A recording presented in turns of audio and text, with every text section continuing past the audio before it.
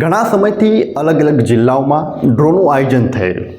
એકચ્યુઅલમાં આ ડ્રો છે શું? કેમ કે ડ્રોના નામે ઘણું મોટું ફંડ ભેગું કરી શકાય છે અને એ ફંડ ભેગું કરીને અનેક એવા લોકો છે કે જે સારા કામ કરે છે, પરંતુ અમુક એવા પણ લોકો છે કે જે ડ્રોના નામે, ભગવાનના નામે અનેક એવો લોકોનો વિશ્વાસ તોડીને ખરાબ પણ કામ કરીને પૈસા લઈને ભાગી જતા હોય છે.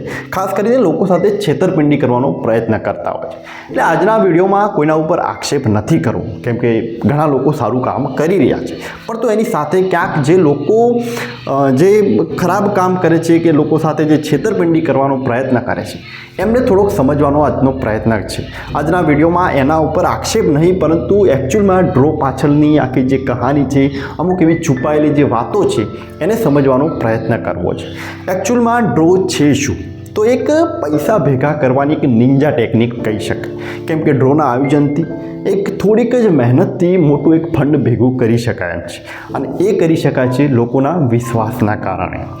એક સમય હતો કે કોઈ નવરાત્રિ કે એવો જે ફેસ્ટિવલનો જે સમય હોય, એ સમયે મંદિરોમાં જ્યારે ફંડ જ્યારે ઓછું પડતું હોય, તો એના કારણે મંદિરોમાં એ ફંડ ભેગું કરવા, મંદિરના એક વિકાસ માટે ડ્રોનું આયોજન કરવામાં આવતું, કે જેથી 10-20 રૂપિયાની એ પાવતીની કિંમત હોય અને એ લોકો ખરીદે અને એનાથી મોટું એક ફંડ ભેગું કરી શકાય, અને નાના મોટામાં ઇનામો, એટલે મોટી બચત એ ડ્રોમાં વધારે હતી, એના કારણે મંદિરનો વિકાસ થઈ શકતો હતો.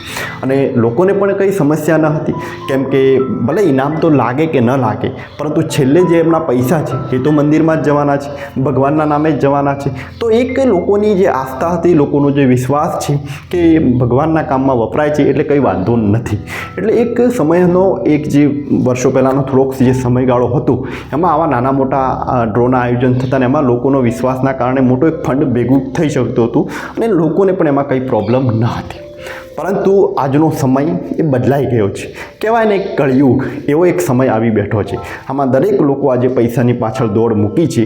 એવા સમયે આજના સમયના જે ગાળામાં જે ડ્રો થઈ રહ્યા છે, એમાં ક્યાંક લોકો સાથે છેતરપિંડી તો નથી થતી ને, એના ઉપર ખૂબ ધ્યાન રાખવું જરૂરી હોય છે.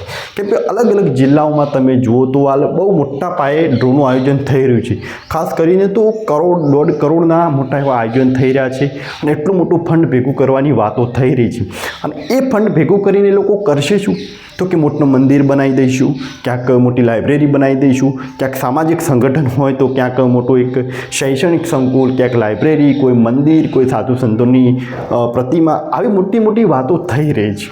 અને મોટા ભાગે ડ્રોમાં જે પૈસાનું જે ભેગું કરવાની જે વાત છે, એ મોટા ભાગના ડ્રો એ કોઈ ગૌ માતાના નામે કરી રહ્યા છે, કોઈ મંદિરના નામે, કોઈ ભગવાનના નામે, કોઈ સાધુ સંતોના નામે, કોઈ શૈક્ષણિક સંકુલના નામે, કોઈક લાઇબ્રેરીના નામે. આવા અનેક માધ્યમો કે જ્યાં લોકોનો ભરોસો છે, કે લોકો જ્યાં વિશ્વાસ કરીને જ્યાં પૈસા આપશે, એવા માધ્યમોનો ઉપયોગ થઈ રહ્યો છે. કેમ કે એમને પણ ખબર છે કે લોકોનો જે ભરોસો છે, એ ભરોસા ઉપર આપણે આપણો ફાયદો કરી શકીએ છીએ. અને આવા મોટા મોટા જે ડ્રો થઈ રહ્યા છે, એમાં ઇનામો પણ બહુ મોટા મોટા હોય છે. ટ્રેક્ટર, બાઇક, મોટા મોટા ઇલેક્ટ્રોનિક સાધનો, એટલી મોટી મોટી એમાં ઓફરો આપવામાં આવે છે કે લોકોની લાલચ એમને એ ડ્રો તરફ ખેંચી જાય છે.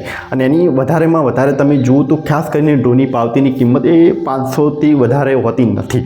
એટલે ખાસ કરીને ગરીબ લોકો છે એ પણ એને એફોર્ડ કરી શકે એમ છે, ગરીબ લોકો પણ એને ખરીદી શકે એમ છે. અને ડ્રોમાં તમે ખાસ કરીને તમે જોશો તો મોટા ભાગની જે પબ્લિક છે કે જે પાવતી ખરીદી રહી છે, એ ખાસ કરીને ગરીબ પ્રજા હોય છે. કેમ કે જે શિક્ષિત લોકો છે એમને મોટા ભાગે ખબર હોય છે કે આના પાછળ કઈ રીતની આખી ગેમ રમાયતી હોય છે.